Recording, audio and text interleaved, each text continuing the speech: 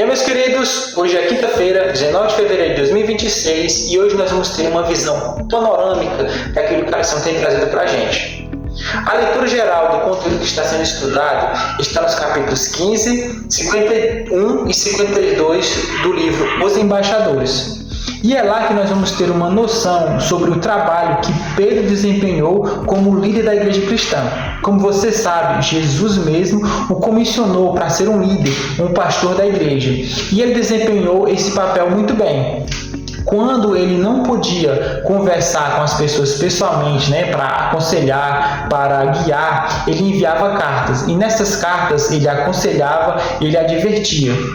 Ele tinha uma preocupação que as pessoas se desviassem da igreja ou perdessem a fé ou fossem enganadas pelos ardis do inimigo. Então ele se empenhava para que as pessoas elas conhecessem mais a palavra de Deus, pois é conhecendo a verdade que as pessoas não seriam enganadas.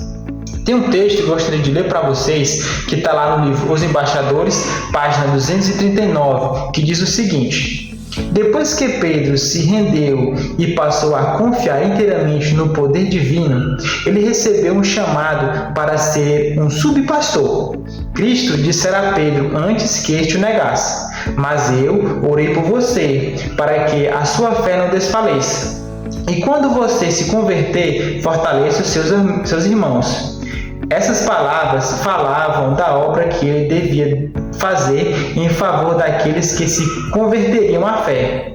A experiência de Pedro com o pecado e arrependimento o haviam preparado para esse trabalho. Somente quando ele descobriu sua fraqueza, entendeu a necessidade que o cristão tem de depender de Cristo.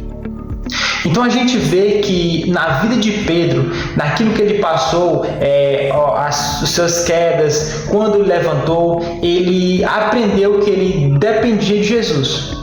E na vida dele nós temos essa lição, que para sermos fortes nós temos que de fato depender de Jesus para tudo. Jesus é quem nos dá força, Jesus é quem nos guia. Então, estudando sobre Pedro, o que nós temos visto nessa semana, a gente percebe que se nós seguirmos o exemplo dele, de não confiarmos mais na nossa força, na nossa inteligência ou nas nossas capacidades, mas confiarmos unicamente em Jesus, nós vamos ser prósperos, nós vamos conseguir alcançar o sonho que Deus tem pra gente. Então, um conselho que eu deixo para você não confie em si mesmo, confie em Jesus e Ele vai operar em você aquilo que precisa ser feito para que você alcance os sonhos mais altos, os alvos mais altos e aquilo que Deus deseja para você. Muito bom continuar estando com vocês. Amanhã tem mais, amanhã vai ser o último dia, então não perca a oportunidade de cada vez mais conhecer Jesus.